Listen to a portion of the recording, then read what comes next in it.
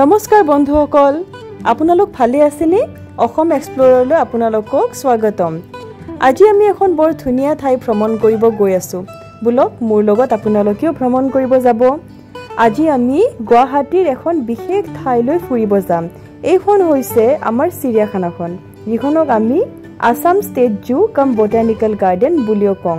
আজৰি সময়ত আপোনালোকৰ গুৱাহাটীত যদি কৰবাত ফুৰিবলৈ মন আছে আৰু যদি আপোনালোকৰ ল'ৰা ছোৱালী ভাইটি ভণ্টি ইহঁতক বিভিন্ন ধৰণৰ জীৱ-জন্তু দেখাবলৈ বিচাৰে, যিবোৰ জীৱ-জন্তু আমাৰ থলুৱা অঞ্চলত পোৱা নাযায়, আপোনালোকে এই চিৰিয়াখানাখনলৈ যাব পাৰিব।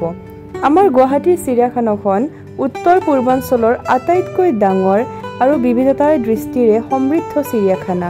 আপোনালোকে দেখিছে ইয়াতে ইমান ধুনীয়া জীৱ-জন্তু আছে।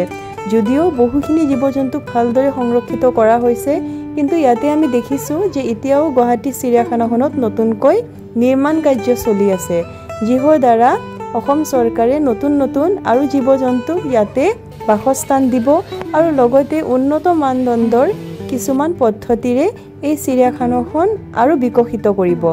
আপোনালোকে দেখিছেনে এই চিৰিয়াখানাখনত যদি আপোনালোকে যায়, আপোনালোকে আগতে টিকেট বুক কৰিব লাগিব আসাম ষ্টেট জুৰ যিটো অফিচিয়েল ৱেবছাইট আছে সেইটোত গৈ, নাইবা আপোনালোকে ইয়াতে আহি অফলাইন টিকেটো বুক কৰিব পাৰে।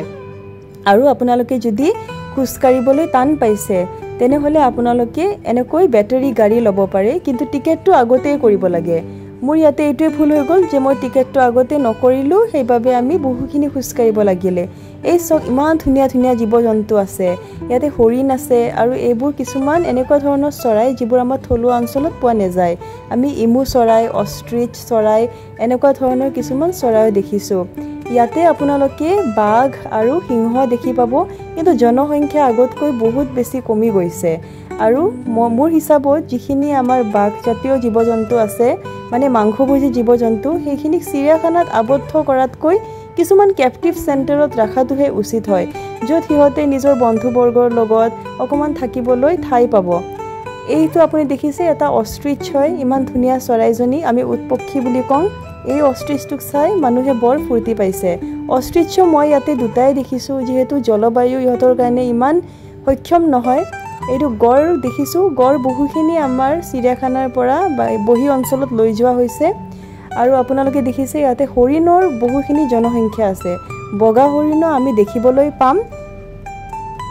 গুৱাহাটীৰ চিৰিয়াখানাখন 1958 চনত স্থাপন কৰা হৈছিলে আৰু ইয়াৰ বিশেষ আকৰ্ষণ হৈছে ইয়াৰ বটানিকেল গাৰ্ডেনখন।